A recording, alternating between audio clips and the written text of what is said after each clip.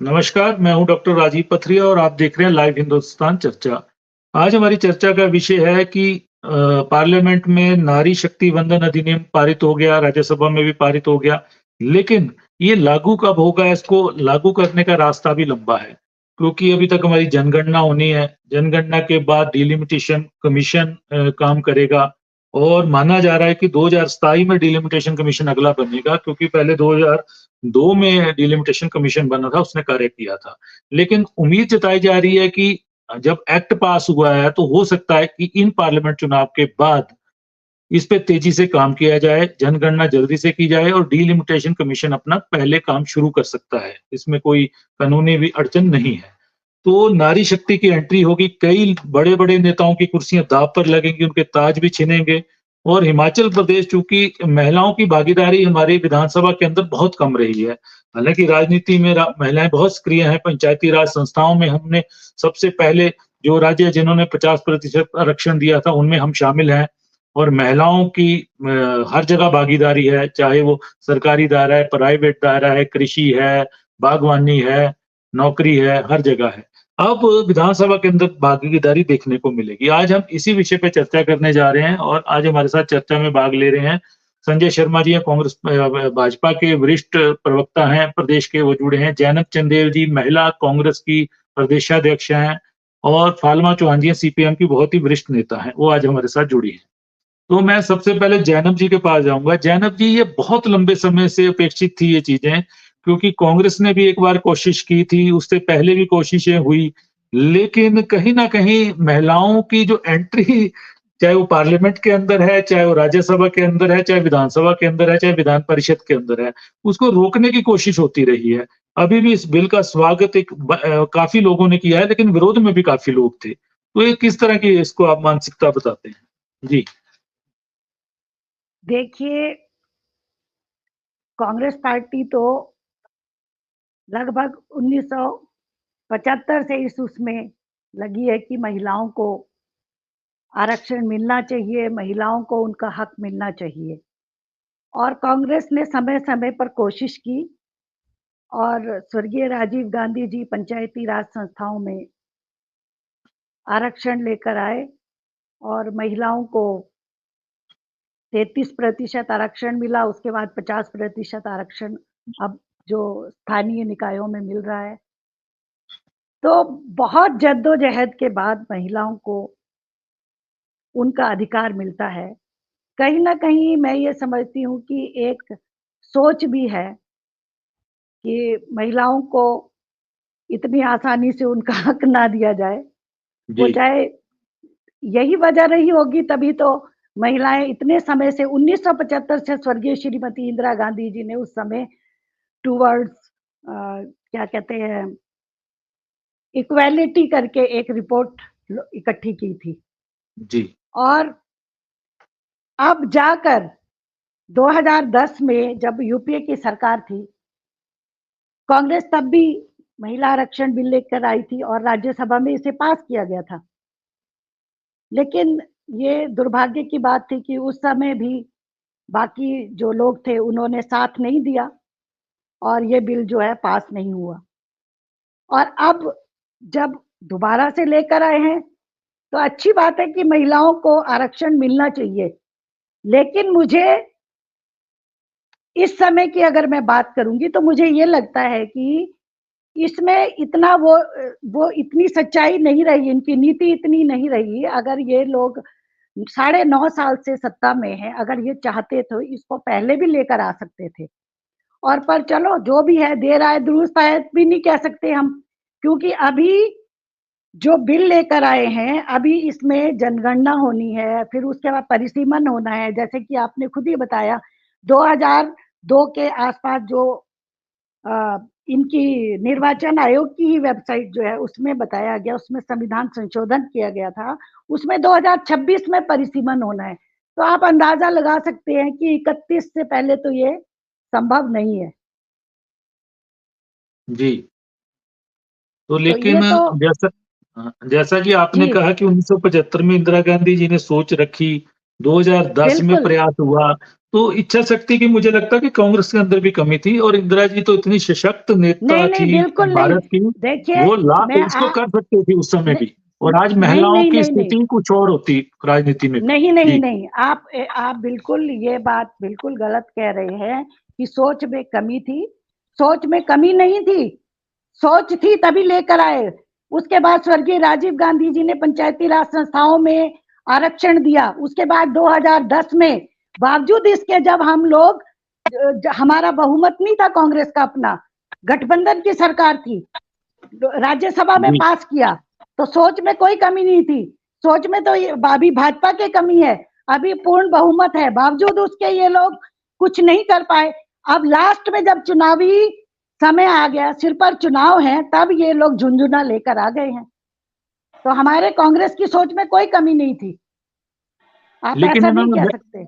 इन्होंने एक रास्ता तो सशक्त किया है महिलाओं की राजनीति में भागीदारी का, इसका तो अरे वेलकम आप होना चाहिए।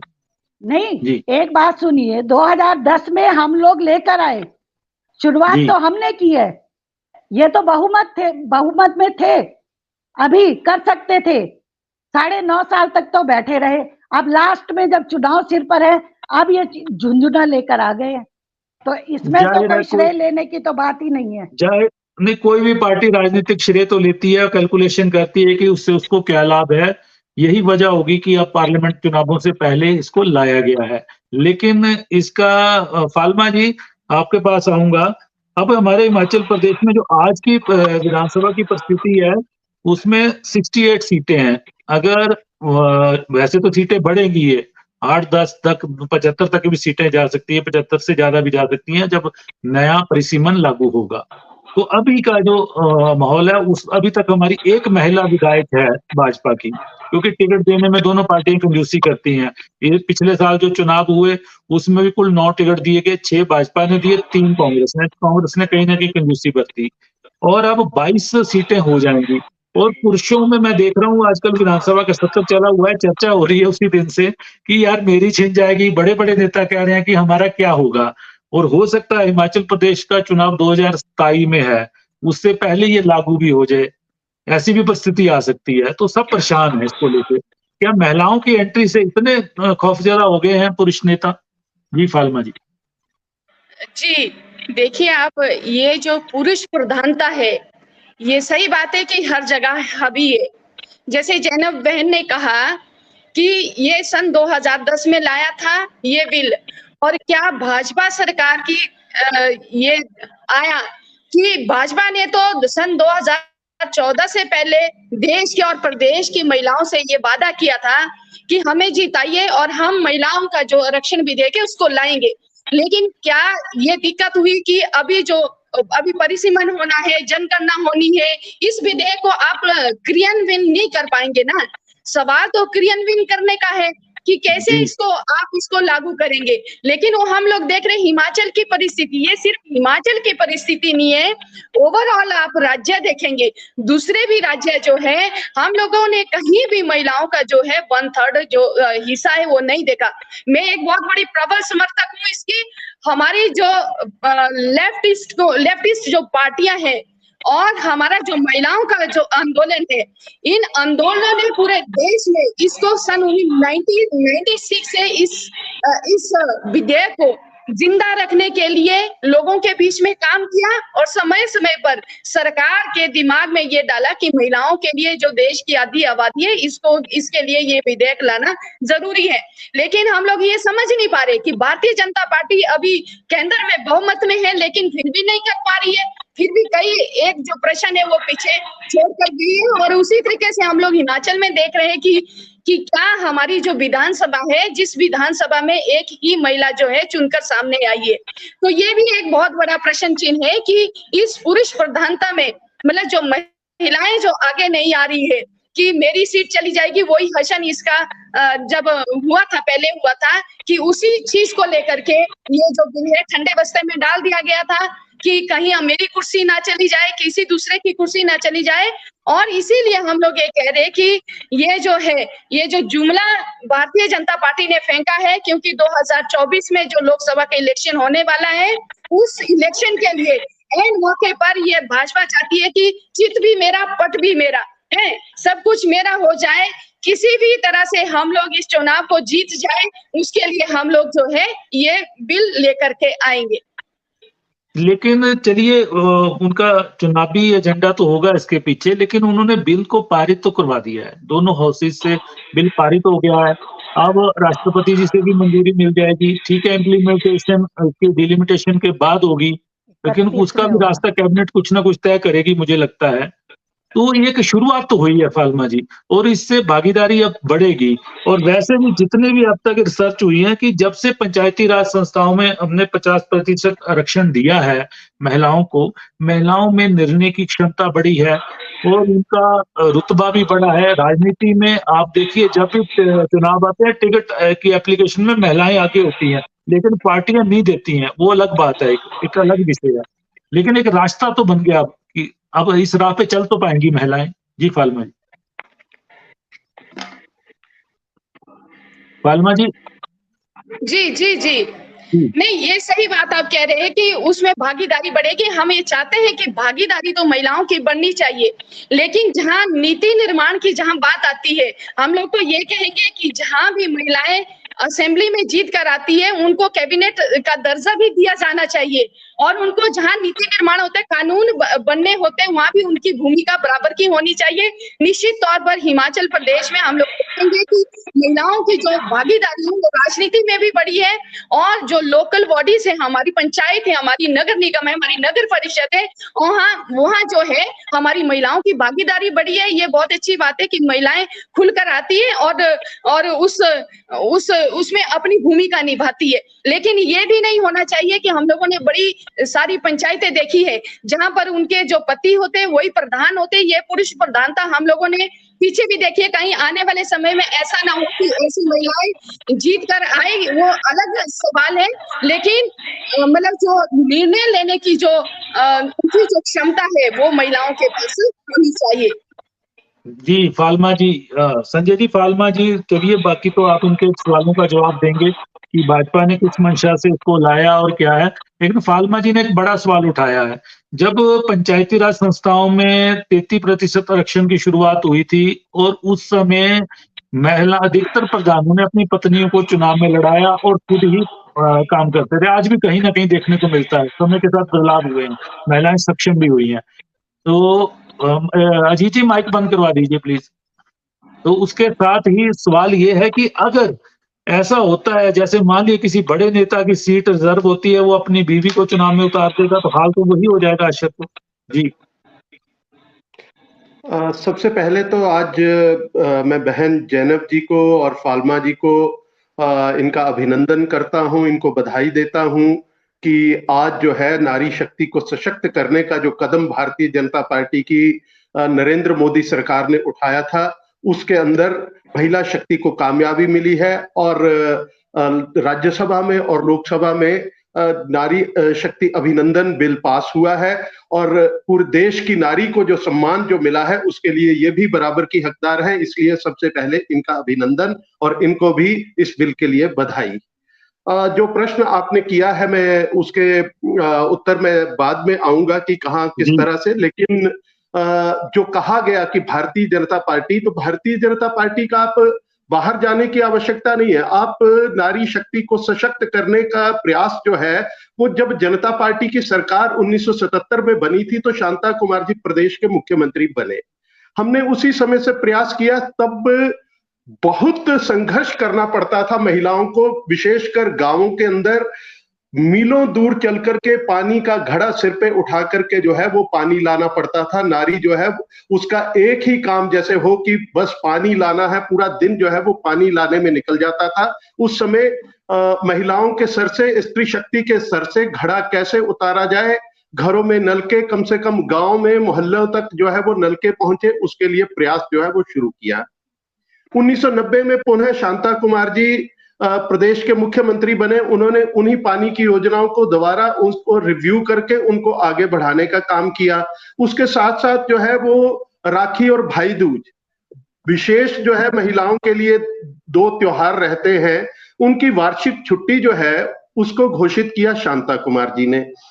उसके बाद जो है जब प्रेम कुमार धूमल 1998 में मुख्यमंत्री प्रदेश के बनते हैं, वो 50% आरक्षण जो है वो महिलाओं को पंचायती राज संस्थाओं में लेकर के आए, महिला सशक्तिकरण करने के लिए। तो ये हमारी कोई ऐसा नहीं है कि अचानक जो है वो कोई सोच उठी और उसके ऊपर अब राजनीतिक जो है, ये बहन चंदेल जी ने कहा, जैनब जी ने कहा कि 2009 में 10 में जो है वो लेकर के राज्यसभा में, अगर नियत सरकार की स्पष्ट होती पहले लोकसभा में लेकर के आते। आपको लगा कि वहां पे बहुमत है और इसको जो है वो हम लेकर के आ जाते और पास करा लेते। 1996 में जब देवगौड़ा जी लेकर के आए, वो ठीक है बिल लेकर के आए, महिला आरक्षण बिल लेकर के आए, लेकिन उनकी भी, क्योंकि वो लंगड़ी सरकार थी, उनके पास अपना बहुमत नहीं था, वो एक राजनीतिक मंशा से लेकर के आए थे। उनको भी पता है कि बिल रख रहे हैं लेकिन उसके भीतर जो है वो कुछ नहीं है, वो पास नहीं हो पाएगा। 1998 उसके बाद जो है वाजपेयी जी की सरकार में प्रयास किए गए, लेकिन हम भी जो है, क्योंकि पूर्ण बहुमत में नहीं थे, हम भी जो है वो सहारा लेकर के वो सरकारें बनी थी, इसलिए जो है वो बीच में अंतर विरोध उसमें था, इसलिए वो उस समय पास नहीं हो सका। लेकिन 10 साल जो है वो मनमोहन सिंह जी देश के 2 बार प्रधानमंत्री रहे, लेकिन उन्होंने भी प्रयास किया तो कहां किया, राज्यसभा में। अगर होता आम सहमति बनाते, जिनका समर्थन आपने लिया था, जिनके समर्थन से आप सरकार चला रहे थे, आप प्रयास करते और 2010 में लोकसभा में लेकर के आते। भारतीय जनता पार्टी तो साथ देने के लिए तैयार खड़ी थी, तैयार, हमेशा तैयार रही, हम तो उसमें किसी का कोई विरोध नहीं था। इनके साथी बाद में रहे शरद यादव, किस किस तरह की भाषा जो है उन्होंने संसद के अंदर प्रयोग की थी, पूरा देश जानता है। 2014 में बहन कह रही है क्यों नहीं लेके, हम ले आते, हम कहीं कोई खिलवाड़ नहीं करना चाहते थे, क्योंकि बहुत सारे दल जो थे वो राज्यसभा के भीतर जो है वो जो दूसरे दल थे वो समर्थन नहीं देने, वो फिर लटक जाता।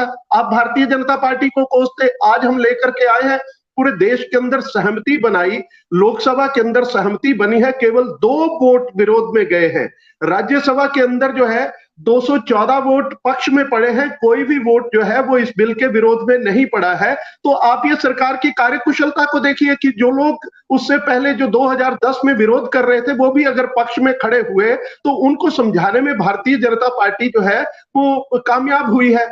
दूसरी चीज ये है जो आपने कहा है कि भागीदारी मिल जाती है। अब मैं आपके प्रश्न पे आता हूं, जो आपने कहा कि भागीदारी तो मिलती है लेकिन इस तरह से पूरा जो है वो हो नहीं पाता है, कहीं महिलाएं जो है वो आती हैं लेकिन उनके पति आगे, ऐसी व्यवस्था जो है आज नारी जो है वो सशक्त हो गई है।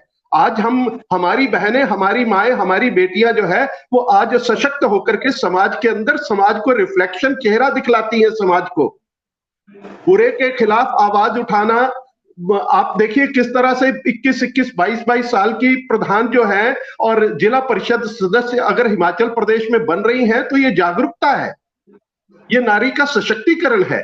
आज जो है नारी प्रदेश के अंदर जो है वो चाहे हिमाचल की बात करें, आज पुलिस के अंदर जो है अच्छा नेतृत्व दे रही है। हिमाचल की बेटियां आईपीएस बन रही हैं, हिमाचल की बेटियां आईएएस बन रही हैं, हिमाचल की बेटियां जो फाइटर जेट उड़ाने की कगार पे अगर पहुंची है, तो ये नारी का सशक्तिकरण है। और उसमें मुझे गर्व होता है कि हिमाचल प्रदेश जो है वो नारी सशक्तिकरण के मामले में जो है वो देश में अग्रणी राज्यों में आता है। इसलिए जो है वो मुझे तो लगता है कि दोनों बहनों को जो है वो आज राजनीतिक चर्चा छोड़ करके जो है वो इसका बिल के समर्थन में जो है वो आना चाहिए था। और जिस तरह से पूरे देश की नारी सेलिब्रेट कर रही है, जिस तरह से आप आज देश के अंदर जो है वो एक उत्सव मन रहा है, उस तरह से इनको भी जो है वो उसमें शामिल होना चाहिए और बधाई देनी, खुले दिल से देनी चाहिए। अच्छा काम कोई भी करे, बेशक हम राजनीतिक विरोधी हो सकते हैं, हमारी विचारधारा एक दूसरे की हो सकती है, लेकिन जहां भी कोई अच्छा काम अगर हो तो उसका स्वागत होना चाहिए। तब विधानसभा के अंदर जो है अपना पिछले दिनों प्रदेश के मुख्यमंत्री ने अपनी जमा पूंजी में से 51 लाख जो है वो दिया। मैंने हर बहस के अंदर हम उनका स्वागत करते हैं, हमारी विचारधारा अलग हो सकती है, लेकिन अगर कहीं कुछ अच्छा काम हुआ है तो उसका खुले मन से समर्थन करना चाहिए।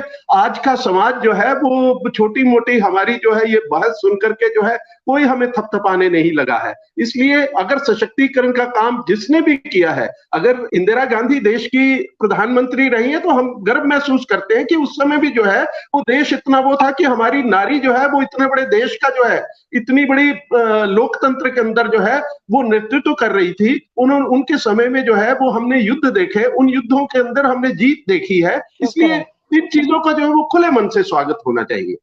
जी जी जैनब जी स्वागत होना चाहिए। हम तो शुरू से ही हम विरोध तो कभी किया ही नहीं हमने महिला आरक्षण का, हम तो शुरू से पक्ष में ही रहे हैं, तो विरोध का तो सवाल ही पैदा नहीं होता। ये गलत कह रहे हैं। रही महिला सशक्तिकरण की, इन्होंने बात बताया कि नलकों में पानी दिया, ये किया। मैं इनको बताना चाहती हूँ जो हमारा जिस संविधान से हमारा देश चलता है उस संविधान को लिखने में आधा दर्जन महिलाओं का सहयोग रहा है कांग्रेस के समय में। क्या बात करते हैं ये। हमने कभी भी महिलाओं को पीछे नहीं रखा।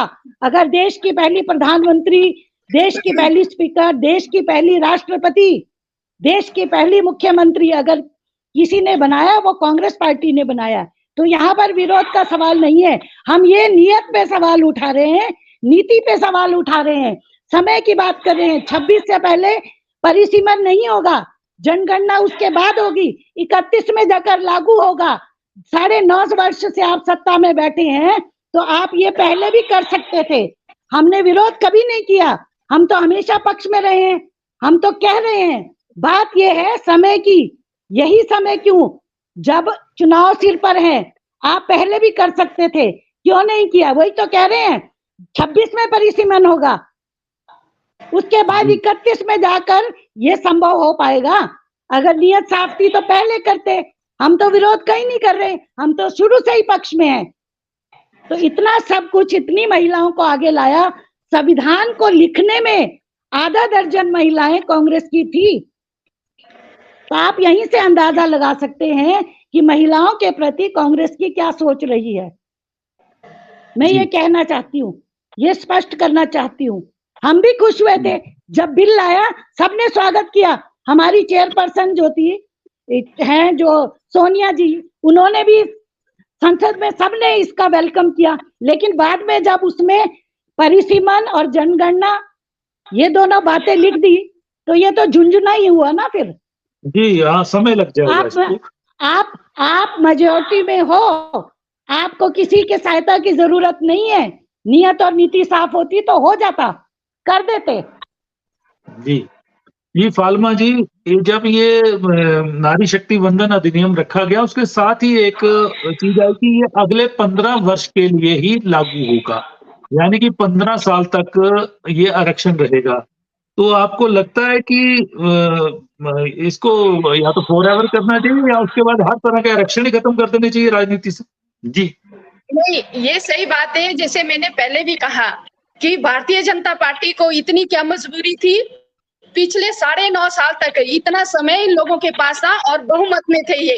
जैसे हम लोगों ने देखा कि जब 2014 में चुनाव हुआ तो मोदी साहब सीना तान के कहते थे कि आप हमें वोट दीजिए, हम महिला आरक्षण विधेयक पास करेंगे। लेकिन पिछले 9 साल में इनको क्या इतने दलों को मनाने में समय लगा?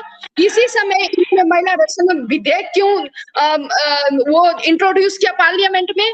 क्योंकि 2024 का चुनाव होने वाला है। हमने कहा कि ये भाई साहब हमारे संजय भाई कह रहे हैं कि महिलाओं का सशक्तिकरण, और हमने पानी में नल में हमने पानी दिया। लेकिन आज भी हम लोग वो स्कीम्स देख रहे हैं जहां पर आज भी गांव में महिलाओं को जो है पानी ढो करके लाना पड़ता है, और अपने जो स्वास्थ्य जो सुविधाएं हैं, स्वास्थ्य के लिए उनको कितनी दूर अपने इलाज के लिए, सेहत का ध्यान रखने के लिए जाना पड़ता है।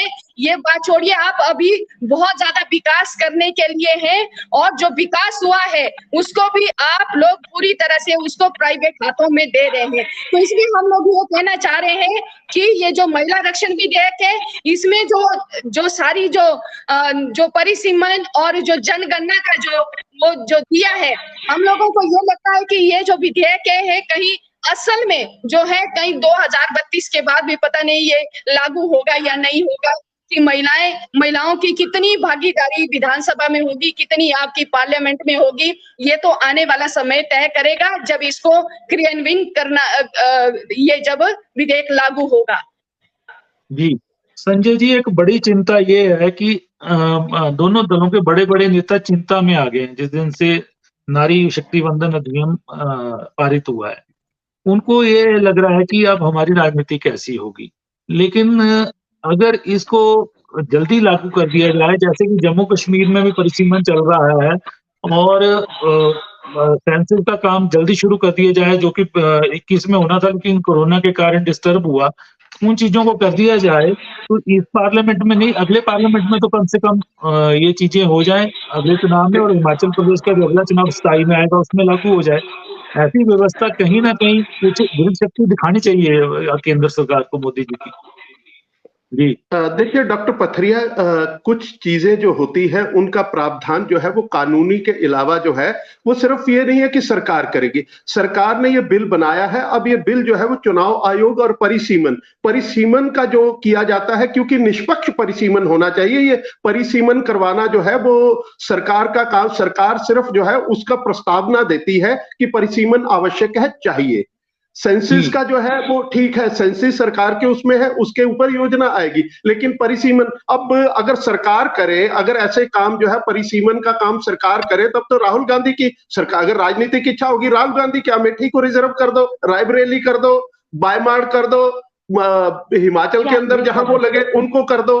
तो ये सरकार, इसलिए इसका जो है सुप्रीम कोर्ट के एक रिटायर्ड जस्टिस की अध्यक्षता में परिसीमन आयोग का गठित किया जाता है, उसके सदस्य बनाए जाते हैं। वो सदस्य जो है उसके द्वारा जो है वो परिसीमन होता है, उसमें कोई भाई भतीजावाद नहीं होता। सरकार शुरुआत करेगी तभी होगा ना, ये जनसंख्या, लेकिन अब ये कार्य जो है लागू करना है उसको तो बिना चर्चा के पार्लियामेंट में कानून को लागू हो जाता है, लेकिन महिला इलेक्शन विधेयक ऐसा विधेयक है जिसको लागू नहीं कर पा रहे। कांग्रेस नोटबंदी जीएसटी आधी रात को हो जाता है। महिला वो वंदन नाम बदल दिया, नारी आवश्यकता नहीं है, नारी शक्ति वंदन अधिनियम नाम बदल दिया। जीएसटी हो सकती है, नोटबंदी हो सकती है आधी रात को, लागू भी कर दिया जाए। ये आरक्षण नहीं हो सकता महिलाओं का। क्या जीएसटी के लिए आपने अभी कह दिया कि राहुल गांधी का वो आरक्षण कर दो। अरे भाई, जिसका भी हो, जब आरक्षण मिलेगा उसमें रोटेशन में जिसका भी हो उसमें कौन फिर उंगली उठाएगा? उसमें कोई उंगली नहीं उठाएगा। आपने बड़ी हल्की बात कर दी। ये कोई हल्की बात नहीं है, या तो आप हल्की बात हुई आपकी राहुल गांधी जी। आप लोग सोते उठते जागते राहुल गांधी। अगर राजनीतिक दल अगर सरकार करे, जब जिस चीज का आयोग के द्वारा जो है वो काम होना है, इसको सरकारें नहीं करती है, सरकारें नहीं करती है परिसीमन के लिए जो है वो आयोग हो सकता है, तो महिला आरक्षण भी हो सकता है, मजदूरों के कानून हो सकते हैं। उसके लिए पार्लियामेंट में नई शिक्षा नीति होती है, उसके लिए पार्लियामेंट में कोई चर्चा नहीं होती है। महिलाओं के विधेयक के लिए परिसीमन देखेंगे, महिलाओं के विधेयक के लिए जनगणना देखेंगे, बाहर मोदी सरकार। नहीं संजय जी, वैसे देखिए जो पंचायती राज इंस्टीट्यूशन में 50% जो था केवल हमारे देश के 20 राज्यों में लागू है, बाकी राज्यों ने अभी तक लागू भी नहीं किया है। कहीं ना कहीं ये दिक्कत क्योंकि वो राज्यों के विवेक के ऊपर जो है वो निर्भर करता है कि कौन सा। हमें लगा हम नारी सशक्तिकरण चाहते थे, हमने 50% किया। अब बहन जैनब जी कह रही हैं कि ऐसा, अरे चाहते आपके 400 से अधिक सीटें लेकर के आप 1984 में आए और आप जो है वो दे रहे हैं 33%, वो भी पंचायती राज में। नियत स्पष्ट होती, आप 1985 के अंदर जो है 30% नहीं 30% नहीं तो 20% लाते, 33 नहीं ला सकते थे तो 20 लाते, लेकिन नियत क्लियर नहीं थी कांग्रेस पार्टी की, इसलिए जो है आपसे अधिक मेजोरिटी तो नहीं आई ना। अभी तो आप जो मेजोरिटी भारतीय जनता पार्टी की है, उससे अधिक मेजोरिटी के साथ जो है वो राजीव गांधी जो है है तो अरे सत्ता भाई में थे, आप अभी की बात 400 से अधिक कीजिए, सीटें आपकी आप थी अभी की और बात आप जो है कीजिए वो ना, लाते हो, आप आरक्षण आप लाते अभी हो की बात कीजिए। पंचायती राज के अंदर। इस तरह आप से लोगों आप ना में बहस में पड़िए। आप आप लोगों उसके बाद में 10 यही साल जो कमी है, है। 10 साल आप मनमोहन सिंह के समय में आप जो है वो वर्तमान में कभी नहीं सहमति रहते, नहीं बना पाए। आप आप अपनी वर्तमान में नाकामी को कभी नहीं छुपाने के रहते, लिए जो है आप बहन जी, हमेशा आप अपनी नेहरू अपनी जी ने ये किया, आप अपनी नालायकी को, अपनी पार्टी की नालायकी को छुपाने बिल्कुल के लिए हमारी जो है कोई वो नालायकी आप कह नहीं रहे है। हैं। आप ना आपकी तो 84 में ला होशियारी है पाए, ना, आप आप कीजिए ना ना, 2004 आप से क्यों नहीं लेकर के करते, 14 तक आप ला पाए। कीजिए, अब किस तरह आप की क्यों बात नहीं कर कर रही रहे? हैं? अरे हम भी उज्ज्वला तो वही योजना कह नारी रहे के हैं। लिए हम लेकर के आए, नारी सशक्तिकरण का काम ये हम पार्टी तो कर रही हम है। 3 आप तलाक, कीजिए ट्रिपल ना। तलाक का जो है वो हम लेकर के आ रहे अरे हैं। छोड़िए, बुर्का 3 हटाने तलाक का 4 अगर तलाक चर्चा करते कहाँ हैं आप तो हम पहुंच करते गए? हैं। आप आप कौन महिला सी बंधन, शाहबानो का नारी केस याद कर शक्ति लीजिए, बंधन की बात कीजिए। शाहबानो का केस अरे याद आप कर लीजिए। उस समय नारी कांग्रेस बंधन पार्टी शक्ति का की अब देश आप की बात नारी के कीजिए, लिए क्या योगदान रहा चर्चा है, को नेहरू विराम और देते इंदिरा हैं। चाहिए स्वयं अभी। आपके सामने दिखता है। चर्चा को विराम देते हैं कि हम चर्चा कर रहे थे कि नारी शक्ति वंदन अधिनियम पारित हो गया, लेकिन ये लागू बहुत देरी से होगा, क्योंकि जनगणना का Yes. कार्य होगा, फिर परिसीमन का कार्य होगा। तो वेलकम तो महिलाएं कर रही हैं, लेकिन खुले दिल से नहीं कर रही हैं, क्योंकि इसको लागू होने में काफी समय लग जाएगा, लगभग 10 वर्ष का समय भी लग सकता है। तो सारी चर्चा इसी विषय पे हो रही थी। पुरुष प्रधान देश है हमारा, बड़ी देरी से हुआ प्रयास, इंदिरा जी के समय में शुरू हुए, लेकिन किसी ने इसको आगे नहीं बढ़ाया, क्योंकि सभी दलों की राजनीति बीच में मिली-जुली सरकारें रही। अब मोदी जी ने इसको किया है, अब ये इम्प्लीमेंट जल्दी होना चाहिए, ये सबकी एक चिंता है। और वहीं चिंता में घिर गए हैं बड़े नेता, उनको लगता है कि अब हमारी कुर्सी छिन जाएगी, पता नहीं किसको टिकट मिल जाएगा, महिला का रिजर्वेशन आ जाएगा, उसके बीच में SC-ST का आ जाएगा, कौन सी सीट रहेगी, कौन सी जाएगी, चिंता में है। कुछ तो अभी से प्लानिंग बनाने लग पड़े हैं कि वो अब अपनी पत्नियों को, बेटियों को अभी से प्रचार में उतार देंगे, ताकि कल को अगर उनकी सीट रिजर्व होती है तो वो उनकी विरासत को संभाल सकें। ये भी कहीं न कहीं लोकतंत्र के लिए खतरनाक बात है। तो आज हमने इसी विषय पे चर्चा की, आप सबने इस चर्चा में भाग लिया, मैं आप सबका धन्यवाद करता हूँ।